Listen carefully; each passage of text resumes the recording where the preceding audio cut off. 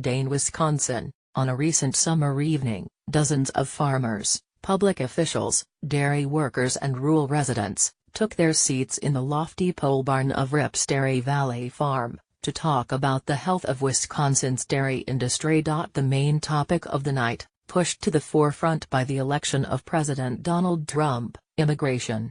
Well, it's a hot topic, and every night on the news you hear about building a wall and what we're gonna do, like we're gonna kick everybody out. Chuck Rip, who owns the farm with his brothers Troy and Gary, told the group.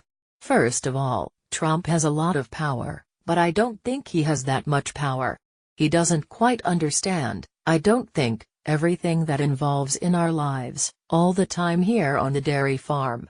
Coburn Ducart / Wisconsin Center for Investigative Journalism. The farmers' interest in immigration issues marks a shift. A generation ago, Wisconsin's agricultural landscape was dominated by small and medium-sized dairy farms run by the families that owned them, and immigration wasn't a top-line issue for dairy farmers. But today, the nation's number 2 milk-producing state is home to a growing number of large, concentrated animal feeding operations.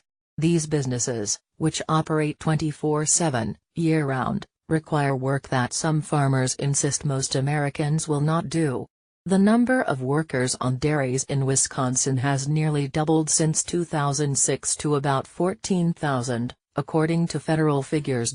As dairies' need for workers has grown, the move away from small family farms has dried up the pipeline that once supplied those workers, says Shelley Meyer, executive director for Professional Dairy Producers of Wisconsin, the trade group that hosted the event at Rip's Dairy.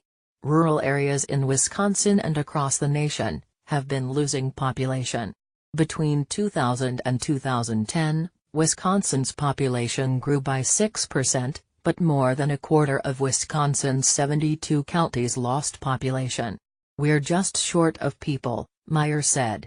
Immigration is really a symptom of a rural labor shortage. I don't think any of the farmers are trying to work around the system. They just need a person they can rely on to care for cows.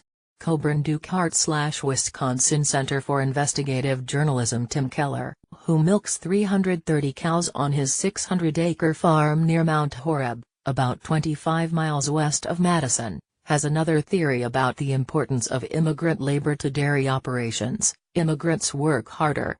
Even if an American guy came up right now, I don't know if I'd hire him, said Keller, who employs 5 immigrant workers. I'd rather have a Latino. Before Chuck Rip's farm started to grow, he and his brothers hired local high school students to help on the farm. But they never lasted. Now, 11 of the 12 non-family members who work there are Latino immigrants.